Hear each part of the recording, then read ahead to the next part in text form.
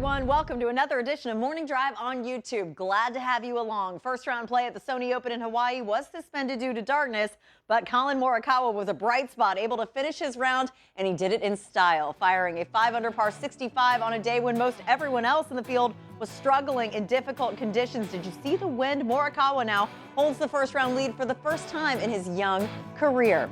So, looking at his resume, Morikawa has already made a mark on the PGA Tour at the age of 22, a win at the 2019 Barracuda Championship, and already 5 top 10s, including a runner-up finish in 14 starts on the PGA Tour so far. And oh, did I mention he's never missed a cut as a pro? So, Robert Dameron, as we bring in the rest of our crew in Studio AP, what do you believe sets Morikawa apart from the other young stars under the age of 25? There's a quiet confidence to him, and then there has been a consistency for such a fresh starter on the PGA Tour and so new still to professional golf.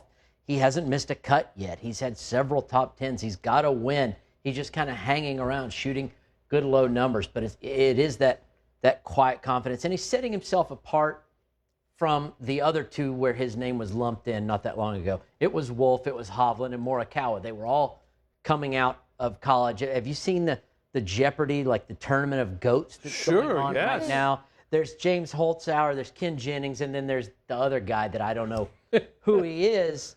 Collin Morikawa was the other guy. Hovland was the U.S. Amateur winner. Wolff was the NCAA winner. They were both on the same team at Oklahoma State. Morikawa was just another guy to round out the three. He's separating himself. I was going to say, it's no fault of his own. No. I mean, when we look at it, the two highest rated TV for amateur golf is, of course, the U.S. Amateur and the NCAA, Right. as well as the fact that Golf Channel had the Drive On series, the Driven series, that profiled the Oklahoma State team. So it's no fault of his own that maybe he wasn't in the mainstream golf spotlight, but he's certainly making a name for himself now. Yes, steady is Morikawa's pace. Maybe not the lightning quickness of a Jordan Spieth 1 year in college, Justin Thomas couple years, couple years for Matthew Wolff. I'm curious what you guys think about a player who spent 4 years at UC Berkeley and played on the Palmer Cup and the Walker Cup and won countless events, and kind of how that has added to his composure, maturity level, kind of this characteristic that looks like he's been there for years. It is different than other sports where you're not drafted out of college. So other athletes do seem to leave college before they get their degree, before they finish their 4 years. But golf's money has caught up pretty much with the other ones. So the temptation, if you know you're good enough to leave early and give it a shot, is there. I think it's very commendable to stay in that long and keep honing your skills. And it takes that self-belief.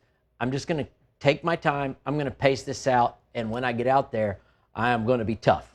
He also didn't major in Swahili. No. His major was business administration, which if you do know Berkeley at all, that's a strong, strong degree, which only tells me that now that he has the freedom of not having to study and keep up the grades, doing that, he can focus that energy into his golf. And I have experienced the same thing in my transition. It is a burden if you do care about your academics in school to finally have that part of his life behind him. Should this great play that we saw in round one in difficult conditions continue, and should it ultimately lead to a second PGA Tour win, is he a lock for the United States Ryder Cup team? As a wise man once said, Tiger would be crazy not to take him for the President's Cup. Very wise man, very wise man, yeah. And an unwise guy, Tiger didn't take him. They still worked out at the President's Cup just fine. You're asking if he does close this tournament out. I mean, it's so early, one round in. Ryder Cup is end of September, but he's going to set himself up to be absolutely all eyes on him from here till the time they select the Ryder Cup team. Also, you're looking at a guy so young that part of it is grooming. Yeah. He's going to be a Ryder Cupper for the foreseeable future. He's going to be one of those great players, it appears. So why not look at throwing him in early into these team competitions? You're going to be part of it, in the future. We're going to throw you in right now in the deep waters and see what happens when you get that high pressure of the Ryder Cup. A lot of it's going to have to do with form of him, as well as form of other players on the team as they move into this, if he does need a selection. But what's amazing to me is the fact that he's had 5 top 10s in 14 starts. Right. That, to me, speaks about the confidence that he has in knowing he belongs out there, that he's not shying away from anything, and he's able to adapt very quickly to golf courses and tour life. His belief is there, the game is there, his proximity to the hole. We talk about his ball striking, iron play. You know, let's talk about Collin Morikawa and the biggest events, the Players, FedEx Cup, major championships, 22 years of age at this point. Can you look at him this year and say, oh yeah, he can contend in majors now, he can win majors now? Contend, sure. Win, okay. That's another level. Okay. That's what Jordan Spieth did do it, pretty much coming right out. Jordan is one of the special of the special. Yeah. You know, he is the exception. Collin is, I think we're seeing a slower progression for Collin. He's so young, he doesn't know all the travel and all the courses and all the, you know, everything that goes on and the extra pressure of the hugest of tournaments. So he's still learning. Does he have the game to do it? Sure. Does he have the mentality? It seems that way. Right.